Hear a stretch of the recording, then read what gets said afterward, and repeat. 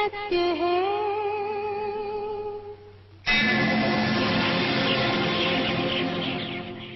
सत्य ही शिव है,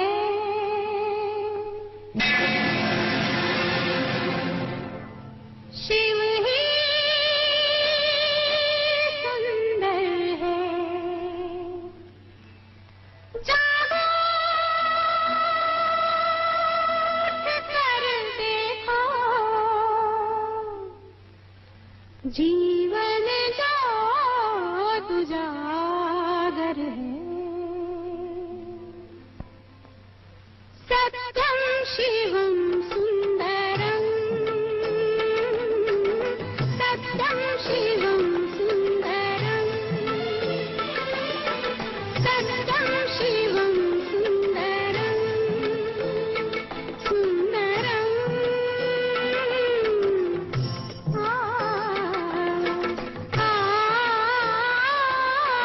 सत्यम शिवम सुंदरम, सत्यम शिवम सुंदरम। ईश्वर सत्य है, सत्य ही शिव है, शिव ही सुंदर है।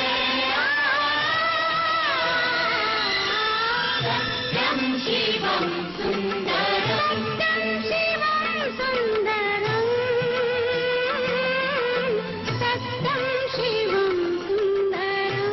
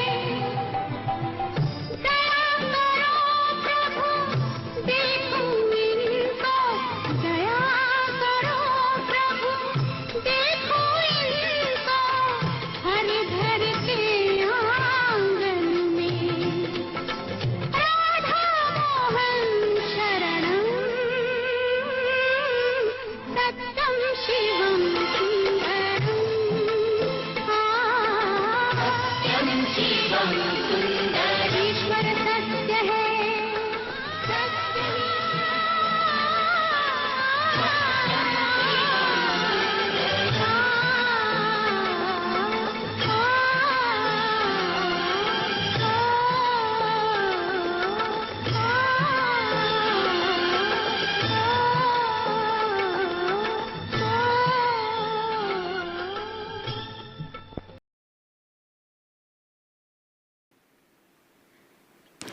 परंतु मोह फिर ऐसी चीज है जो एकदम बंदर बना देता है।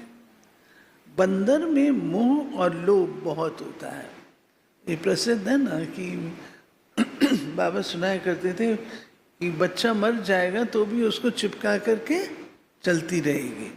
और लोभ के लिए तो है चने भुगड़े मटके में डाल दो, आता है बंदर लेने के लिए और हाथ निकाल नहीं पाता, फंस जाता है। साहूकार लोगों को भी समझाया जाता है, अभी मौत सामने खड़ा है, ये सब ईश्वरीय सेवा में लगाओ, भविष्य बना लो। परंतु बंदर माफिक लटक पड़ते हैं, छोड़ते नहीं। बाप कहते हैं जो भी दे सहित दे के संबंध है उनसे बुद्धि योग हटाओ। बाबा ने ये नहीं कहा उनसे अपन को हटाओ, बाबा ने कहा बुद्धि योग हटाओ। उनको छोड़ने के लिए बाबा ने नहीं कहा, बुद्धि योग तोड़ने के लिए बाबा ने कहा। बाप की श्रीमत पर चलो।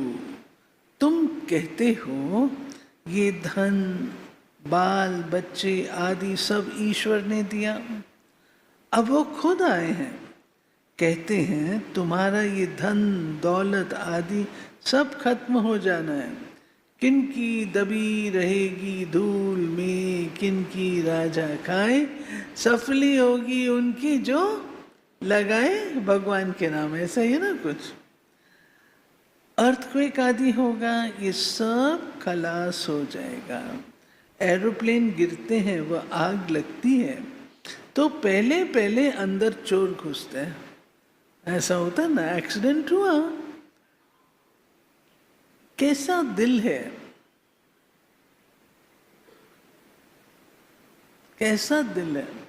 एक्सीडेंट हुआ तो वहां पर पहुंच जाएंगे चोरी के लिए। बाबा कहते हैं अंदर चोर घुसते हैं जब तक पुलिस आए, तो बाप समझाते हैं बच्चे देहधारियों से मोह निकालना चाहिए, मोह जीत बनना है। देह अभिमान है सबसे पहला नंबर दुश्मन। देवताएं देही अभिमानी हैं, देह अभिमान आने से विकारों में फंसते हैं। तुम आधा कल्प देह अभिमानी रहते हो, अब देही अभिमानी होने की प्रैक्टिस करनी है। जो भी मनुष्य मात्र हैं बिल्कुल ही इन बातों को नहीं जानते, न परमात्मा को जानते हैं। आत्मा क्या है, परमात्मा क्या है, आत्मा कितने जन्म लेती है, कैसे पार्ट बजाती है, हम एक्टर्स हैं, ये किसको भी पता नहीं है।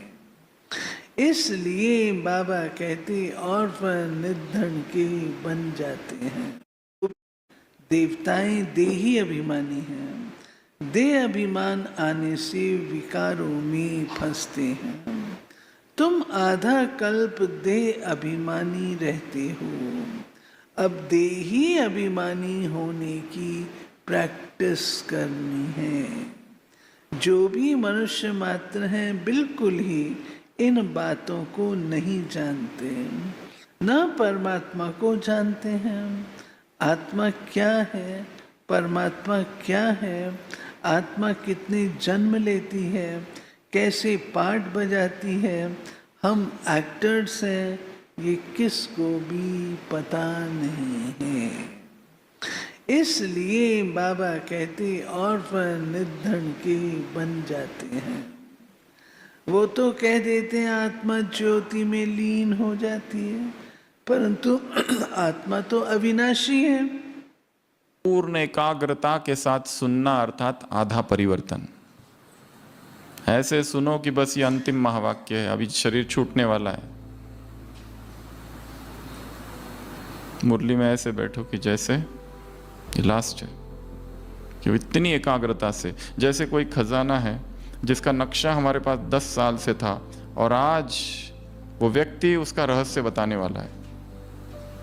और रक्षा हमारे ही घर का है, हमारे ही घर में खजाना छुपा हुआ है। हमने हर जगह खड्डा खोद के देख लिया, कहीं नहीं मिला, और आज वो व्यक्ति बता रहा है, और वो भी बस कितनी एकाग्रता से हम सुनेंगे। सोचो हमारे जीवन में जो समस्या, प्रॉब्लम, मुश्किलें, उलझने हैं, उसका उत्तर इसमें से मिलने वाला है, तो एकाग्रता बढ़ जाती है। यदि कोई यहाँ आए और डायबिटीज़ पर क्लास कराए तो हम इतना ध्यान से नहीं सुनेंगे। डायबिटीज़ की क्लास चालू है, डायबिटीज़, शुगर होता है तो क्या होता है। पर आज सुबह ही हमको पता चला, डॉक्टर ने बताया पहली बार 500 शुगर हमारा ही आया है, हमको पता ही नहीं। और तब डायबिटीज़ वाली क्लास चल रही है, तो कैसे सुनेंगे फिर? ऐसे कान खोल के, आँख खोल के, क्योंकि समस्या अब हमारी है। एक भाई ने हमसे प्रश्न पूछा था, इतना दिन भर पेशेंट देखते रहते, दूसरों की तकलीफें सुनते रहते हो, तो तुमको डिस्टर्ब नहीं होता है? हमने कहा था तकलीफ जब दूसरों की होती है तो व्यक्ति डिस्टर्ब होता है क्या? तकलीफ हम डिस्टर्ब कब होते हैं? जब तकलीफ हमारी है। ये मनुष्य का स्वभाव है, साइकोलॉजी है।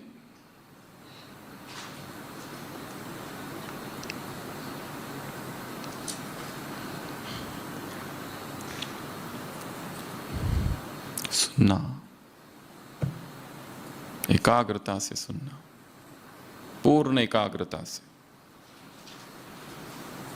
और हो सकता है सुनते सुनते अचानक, सुनते सुनते अपने ही जीवन में डुबकी भी लगानी है, देखते जाना है हम कहाँ खड़े हैं,